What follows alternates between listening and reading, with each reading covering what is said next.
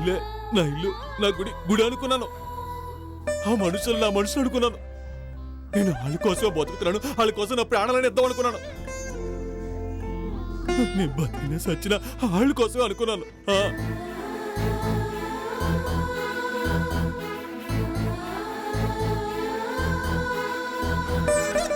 నేను అనుకోకూడదా నేను? మరి ఎందుకు నీకు కులి పుట్టింది? ఎందుకో నన్ను ఎందుకు వాళ్ళ నుంచి ఎడదెత్తున్నావు? నేనేం తప్పు చేశాను స్వామి? నేనంటే ఎందుకు నీకు అంత కోపం?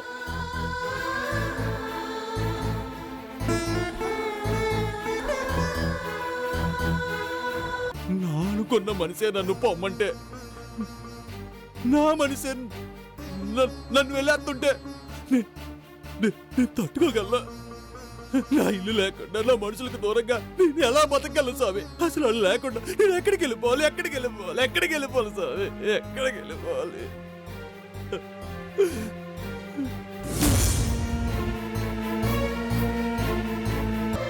ఎవరికి అక్కర్లేదు నేను, నాకు మాత్రం ఎందుకు? నేనెందుకు బతుకుంటావు? చంపే, నా ప్రాణాలు తీసే స్వామి, తీసే, నీకు దండం పెడతాను, తీసే.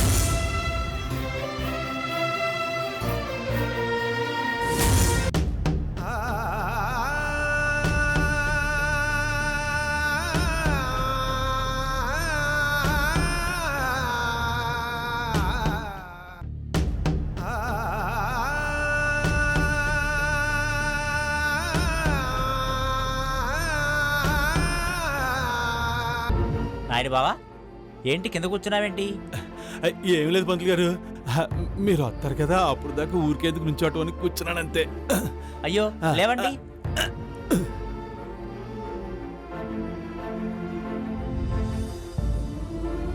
చెప్పు నాయుడు బావా, అర్చన చేయాలా, అభిషేకం చేయాలా? ఏముంది పంతులు గారు, తెలిసిందే కదా, అందరూ బాగుండాలని పూజ చేయించాలి. పూజ చేయండి. ఎప్పుడు ఇదే చెబుతావు, ఒక్కసారైనా నువ్వు బాగుండాలని దేవుని కోరుకోవా? ఏముంది పూజారి గారు, నేను కోరుకునే అందరిలో ఈ నాయుడు బాబు కూడా ఒకడే కదా, చేసేయండి. రెప్పలే దాటదే ఎప్పుడు ఏ కల, నింగినే తాకదే కడలిలో ఏ అల, నేలపై నిలవదే మెరుపులో మిలమిల, కాంతిలా కనబడే భ్రాంతి హారతి తీసుకో నాయుడు బావా. అసత్యాల గమ్యమ నీతో, నీకు త్వరగా చూపు రావాలని ఆ దేవుణ్ణి మనస్ఫూర్తిగా కోరుకుంటున్నానయ్యా. ఎవరి ఎదలో శతాత్మానం భవతి శతమనంతం భవతి శతమైశ్వర్యం భవతి శతం శతమినిరీక్షమాయు ఆయుష్యేంద్రియే ప్రతిష్ఠతి మనోభీష్టాఫల సిద్ధిరస్తు. తెలియదే ఎవరికి తేలదే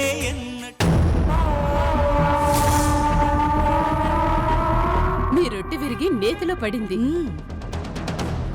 నాయుడు బాబా ఈ ఇల్లు వదిలే ఆ ఇంటికి వెళ్ళాడంటే తన ఆస్తి కొట్టాడు చాలా సులభం. అవును, గుడ్డోడు కదా, ఎక్కడ సంతకం పెట్టమన్నా అక్కడ పెడతాడు.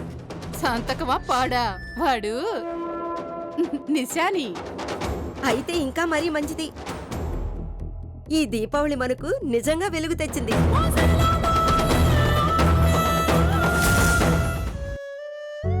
సూరిబాబా, ఒరే సూరే,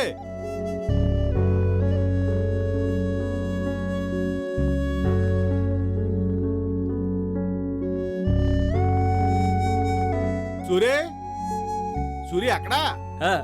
అయ్యా వత్తనా? సూరిబాబు వచ్చానండి. వచ్చావా? ఇదిగా ఏంటండి? ఇదిగా డబ్బులు తీసుకో. దీపావళి పండుగ అదిరిపోవాలి మరి. ఎంత డబ్బు నాకు ఎందుకండి? ఓ 4 టపాకాయలు, ఓ 10 చిచ్చుబుడ్లు సరిపోతాయండి. 7 సేవలేం కాపు. ఇదిగా ఈ డబ్బులు తీసుకుని సిటీకి వెళ్ళి జాగ్రత్తగా మన వాళ్ళు అందరికీ పండగ కదా బట్టలు తీసుకురా. అర్థమైనా? పరాసకాలు కాదు, పండగకి బట్టలు తేవాలి. నేను తేవడం ఏంటండి? నాకేం తెలుసండి? తెల్లడానికి ఏముంది, పట్టణం వెళ్ళి తేరా నువ్వు. ఏంటి నాయుడు బావా, ఆ సిటీకి వెళ్ళి బట్టలు తేవడం ఏంటి? ఆ బట్టలు నువ్వు అందరికి పెట్టడం ఏంటి? ఏంటి హడావిడి? శాఖర హడావిడి లేదు పెద్దగా. దీపావళి పండగ కదా, మన వాళ్ళందరూ కొత్త బట్టలు కట్టుకోవాలి కదా, అందుకే మన వాళ్ళందరికీ క్షమించి శాఖర.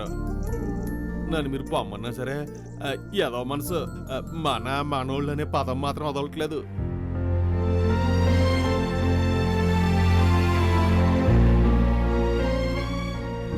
సర్లే ఏం మనసులో పెట్టుకోకు నువ్వు. ఇదిగా ఈ దీపావళి పండగ మాత్రం అందరికీ నేనే బట్టలు కొనాలని నిర్ణయించుకున్నాను. ఎక్కువ మాట్లాడకూడదు మీరు ఎవరు, అంతే అంతే.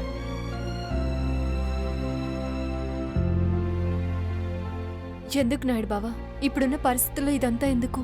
ఎందుకంటావేంటి ఆ పన్న, నువ్వు కూడా పరిస్థితులు ఎప్పుడు ఉండేవే కానీ పండగ ఎప్పుడు రాదు కదా, ఎప్పుడో ఒకసారి వద్ద సంవత్సరానికి. కాబట్టి ఈ సంవత్సరం పండగని అందరం కలిసి బాగా జరుపుకుందాం.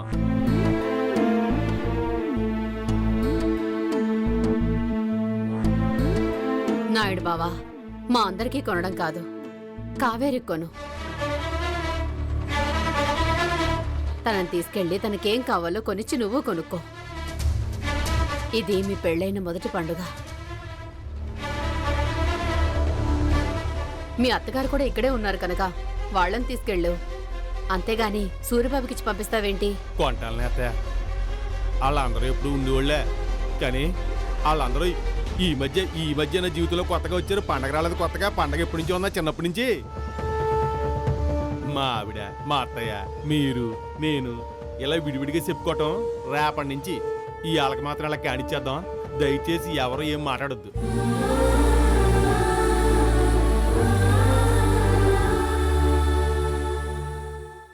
ఇదిగో రే సూరే, ఉన్నావా? చెప్పండి. ఇదిగో ఎవరెవరికి ఏమేం బట్టలు తేవాలో లిస్ట్ చెప్తాను, జాగ్రత్తగా రాసుకో. అత్తయ్యకి సిలకాకు పచ్చ రంగు జరీసీర. అలాగేనండి. ఆకుపచ్చ రంగు ఎందుకంటే ఆవిడ ఎప్పుడు పచ్చకుండాలరా. ఆవిడ బాగుంటేనే అందరం బాగుంటాం. రాజెవరి తర్వాత ఆవిడే కదా. అపర్ణకి పసుపు రంగు తీసుకురా, లేత పసుపు రంగు. స్నేహికి మాత్రం తూర్పును ఉదయించే సూర్యుడిలాగా ఆ రంగు ఉండాలి. తను ఎప్పుడు ఆ సూర్యుడిలాగే ఉదయించాలి, అలాగే పైకి వెళ్ళాలి. అలాంటి రంగు మాత్రం ఉండాలి రోయ్. అలాగేనండి.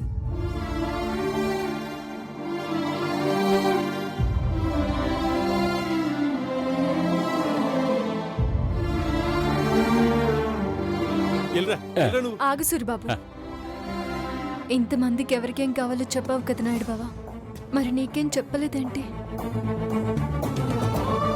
నువ్వు కొత్త బట్టలు కట్టుకోవా? కట్టుకుంటా, నా పన్న ఎందుకు కట్టుకోను.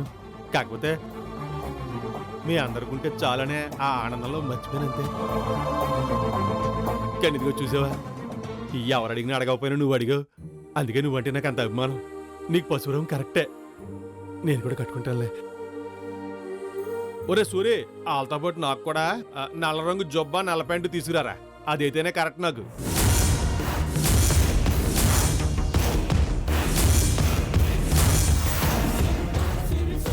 అదేంట్రా నాయుడు బావా, పండగ పూట నల్ల డ్రెస్ వేసుకుని నిరసన తెలుపుతావా? ఎటకారం ఆపి నీకు నచ్చిన మంచి కలర్ ఏదైనా చెప్పరా? అవునండి, మరీ నలిపేంటండి. నిరసనేం కాదు, నేను కరెక్ట్గానే అన్నాను. అసలు పల్లెటూరులో ఈ పండగని ఏమంటారా? మన ఊళ్ళో అందరూనే దీపావళి, అమావాస్య. ఈ పండగ మీ అందరికీ దీపావళి, నాకు మాత్రం అమావాస్య.